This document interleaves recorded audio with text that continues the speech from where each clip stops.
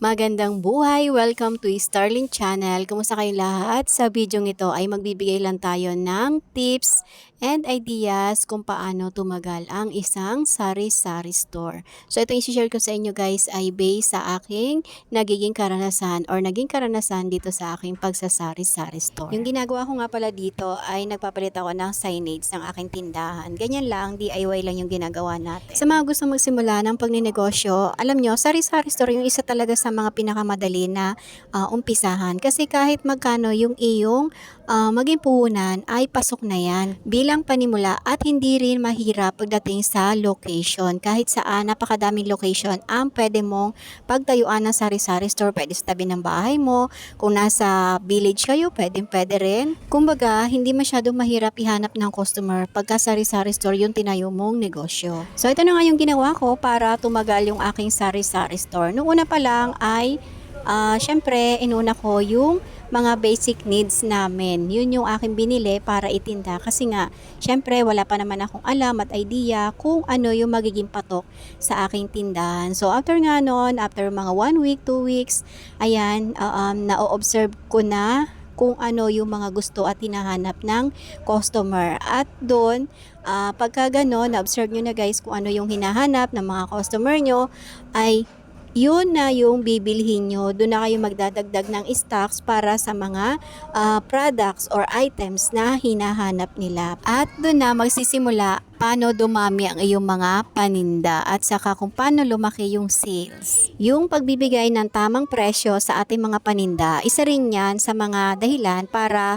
tumagal ang isang sari-sari store. Yung pagpepresyo, hindi naman to the point na konting-konti na lang talaga yung kikitain mo. Pagdating sa pagpepresyo ng mga paninda, kailangan makatarungan both side. Sa'yo, bilang tindera at sa mga mamimili mo. Kailangan at the end of the day, magiging masaya ka sa naging sales mo. Pati si customer, kailangan masaya para may chance na bumalik ulit sa'yo. Para tumagal ka sa pagsasari-sari store, kung meron kang extra money, ay ibili mo na yan ng mga paninda na mabenta para like kang merong stocks at once na bumili si suki ay mayroon kang ibibigay. Sa ganitong paraan, madadagdagan yung iyong kita or iyong benta at magiging suki mo pa yan. Dahil may mga customer tayo guys na ayaw nila ng palipat-lipat ng tindahan. Especially meron tayong mga customer na minsan ay laging nagmamadali. Sa pagsasari-sari store, sobrang busy talaga yan lalo kung marami ka ng paninda, marami ka ng mga customer. Buong maghapon mo kulang sa pag-aayos ng mga paninda. Pero alam nyo ba, isa sa mga dahilan din para tumatagal yung ating sari-sari store ay mas maganda kung mapapanatili natin na maayos at malinis yung ating tindahan. Lalo na yung mga paninda natin, mas maganda kung makikita ni customer na naka-organize para ba masarap sa paningin at para makita nga nila ng maayos yung iyong mga ino-offer na paninda. Kasi meron tayo minsan customer na wala naman silang planong bilhin pero nabibili nila. O diba, dagdag sales din yon. Aminin nyo, ginagawa nyo rin yan no? Dahil minsan kahit wala sa listahan natin, nabibili talaga natin. Kasi bukod sa talagang kailangan ay na-attract din tayo doon sa nakikita nating gamit or bagay. Para tumagal ang sari-sari store, isa rin sa kinukonsider ko guys ay yung pag-open at saka close hours ng aking tindahan. So hindi ko masabing perfect talaga na gusto ko kasi talaga alas 4 ay bukas na ako. Pero dahil nga sa minsan mga pangyayari hindi natin inaasahan, sobrang pagod, syempre yung katawan natin tumatanda. Ay ba't ko ba kayo dinadama, yung katawan ko tumatanda na at saka yung pagod nga kasi nga ako lang talaga halos yung kumikilos dito sa aking tindahan tapos plus pa yung gawaing bahay. Kaya minsan medyo nalilate talaga tayo ng pagbubukas. Pagdating naman sa closing, wala naman masyadong problema dito sa akin kasi nakakatuwang ko na yung aking mag-aama pagdating sa closing. Pag kasi alam ni customer na ganong oras ay bukas ka na, ay siguradong hindi na magdadalawang isip na pumunta sa tindahan mo. Pero kung medyo nalilate nga minsan, tulad ko na yung late na minsan, ng pagbubukas, ayun, napapalampas natin ang ibang customer. Oo, nakapangihinayang, pero iniisip ko na lang, okay lang, kasi nakapagpahinga naman ako na maayos ng medyo mahaba-haba at marami pang magiging benta mayroon yung magiging kapalit. Ganun na lang. Kasi pag inisip-isip ko yon, ako, siguradong may stress lang ako at mawala sa mood, mawala sa focus, hanggang sa hindi ko na magawa yung aking mga dapat gawin. Mahigit 10 years na rin tong tindahan ko at marami ng ups and downs ang naranasan nito.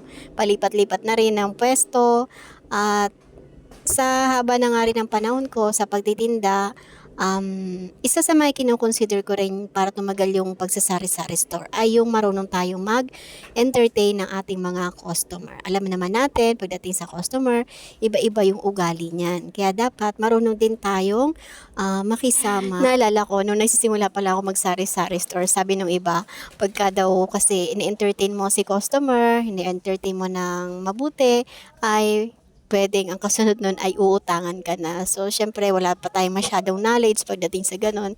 Pero, habang tumatagal, napag-aaralan natin na hindi pala tama. Importante talaga na marunong tayong makisama. Lalong-lalo na sa mga kapitbahay natin. Sila yung una sumusuporta sa ating mga negosyo. Sila din yung nagiging takbuhan natin pagka meron tayong kailangan or kaya naman kung makikisuyo tayo. Kaya sa pagninegosyo, hindi lang puro pera-pera lang, kailangan marunong din talaga tayo makisama. Pagdating naman sa usaping utang, hindi talaga maiwasan yan dito sa sari-sari store. Hindi talaga maiwasan, guys. Kaya ang ginagawa ko na lang, kailangan meron tayong limit sa pagpapautang sa ating mga customer at ipapaliwanag natin na maayos sa kanila para naman hindi sila magtampo kasi meron mga ganun, sila na ngayon nangungutang, sila pa yung may ganang magtampo or magalit. Pero maniwala kayo, nadadaan naman sa magandang paliwanag at sa awa ng Diyos, wala naman akong nakakaaway or nakakasamaan na loob dito sa aking tindahan. Huwag din nating iasa lahat ng ating mga expenses sa ating tindahan, especially kung nagsisimula pa lang or maliit lang kumita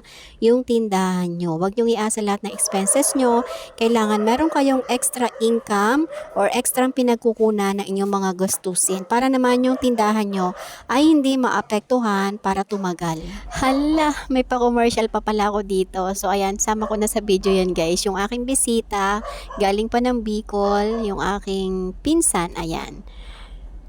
Galing pa sila ng Bicol. So ayan, in-invite ko sila dito sa bahay para makapagmeryenda, makakain at makapag-banding kahit sandali. At ayan, nag-ihaw nga rin pala kami ng bangus. Doon yan sa bahay nung isa kong tiyahin. So ayan, sobrang masarap sa pakiramdam pagka nakikita mo yung mga kamag-anak mong bihira mong makita, yung mga nasa malayong lugar. Sorry sa commercial. Balik na tayo sa topic natin na huwag iasa lahat na expenses sa tindahan para yung tindahan natin or yung sari-sari store natin ay tumagal. Kaya pag sa tingin ko medyo marami na ako nakukuha sa tindahan, pinapaltan ko talaga yan para makabalik yung kanyang puhunan. At ito ang pinaka-importante, kailangan lagi tayong magdadasal, hingi natin ng gabay ang lahat nating ginagawa sa Diyos Ama. Nang sa gayon, mapagtagumpayan natin yung ating mga ginagawa sa araw-araw at iyon ay naayon sa kanyang kalooban. Marami pang pwede tayong gawin para tumagal yung pagsasari-sari store. Nasa sa inyo na lang yan, guys. Pero yung mga shinare ko dito ay pagka nagawa nyo, lalo-lalo na sa mga magsisimula pa lang ng pagsasari-sari store, nako, tsak na malaking tulong yon para tumagal yung inyong ang pagsasari-sari store. Maging matalino, masipag, madiskarte at kailangan observant kayo sa paligid nyo. Siguradong panalo yan. Panalo ka sa bawat negosyo na papasukin mo. Basta masipag ka, may tiwala ka sa sarili mo at samahan mo ng diskarte. Hanggang dito na lang, guys, at sana talaga makapanood nito yung mga magsisimula pa lang sa pagsasari-sari store at sana talaga makatulong yung video ito sa inyo. Diyan na muna kayo at manonood pa ako ng bias ko sa PBB. Pero alam nyo ba, guys, sa tagal-tagal ng panahon, ngayon lang ako nagtumutok talaga sa episode na to dito sa PBB Gen 11. Sobrang gustong-gusto ko talaga manood nito, kaabang-abang kasi talaga sila. Yung TV ko na bihira ng mapanooran, ngayon nagagamit ko na ulit. Sila yung stress reliever ko ngayon at dati favorite ko blue. Ngayon siguro purple na lang muna yung favorite ko. Pero sa totoo lang, si Piang yung nagdala sa akin para manood at talagang sumubaybay sa episode na to. Ayan, thank you for watching. God bless us all and always remember, commit your work to the Lord and He will crown your effort with success. Thank you. Keep safe, everyone. Bye.